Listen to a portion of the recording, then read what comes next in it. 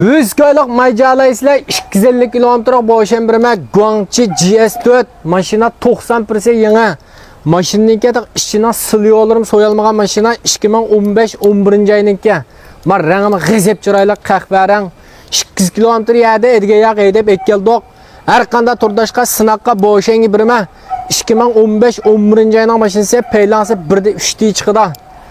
Guangqi GS4 men danglamasam köpünçe anıl bilirsinizler maşin zavut purak. Maşindan işte orunduqnınki xaş olurdan tatip soyalmagan maşina kolxotның alisi. Ma yaş çoğunla, yaş balla eydi varsanız boluda. Maşindan uskan, nuska 5 çıraylık iqtidarım toşaq ba. Manın pulisi 18.500 koy. 18.500 koy edeysizler. Maşin qibi yeni. En şençilik bicirim. Hakikaten boşen bir daha maşin alıp hem ralcan digeli mani etseniz boldu. 100 koyluq may 250 kilometre boşen. Ma 2015 4. ayının Dajon CC Ardiyelantininki alisi. Maşin birlam kol, maşin gizep yeni. Nopo sökelgen tarih yok.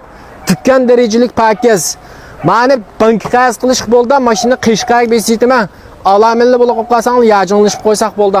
50'nin kichikkina tegid berme 2015 4. ayının CC'si. Maşin qattiq yaramag'inlar. Artık tanlaş biyajet maşina gizep yengacıma edgeyak ikkiga maşina mamma. Ama gözlü haval yengşanın bağış konuşuq setilib ketdi. Mende ikinci qitimliq maşina elişe ma maşinagan xaridarimizninki. Ma 15 ikinci ayınki haval işliyor maşina bütün zavutlar gizep yenge yönbe yönçe. Derecelik pakizin altından digeli fışırıqlısılar haval içki. Maşina 1.5 deylik ama rengimo gizep saz kafi reng. Yaş ballığım düşüda, yaş çoğunluğum düşüda. Manın pulu 13.800 koylan boğuz boldu. Kirasını töle belvazda, kirası 2000 koy çıkıda. Maşin qibi yengacıma, kolxotның alisi ağınla.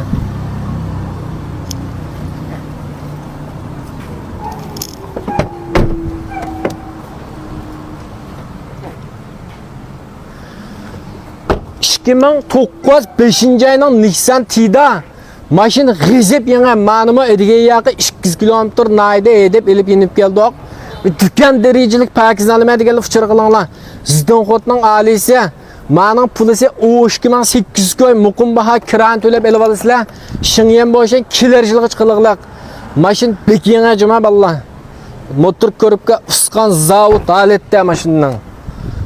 Maşindan bir köxizlerge yeri yok. Maşin düdüktek mağda.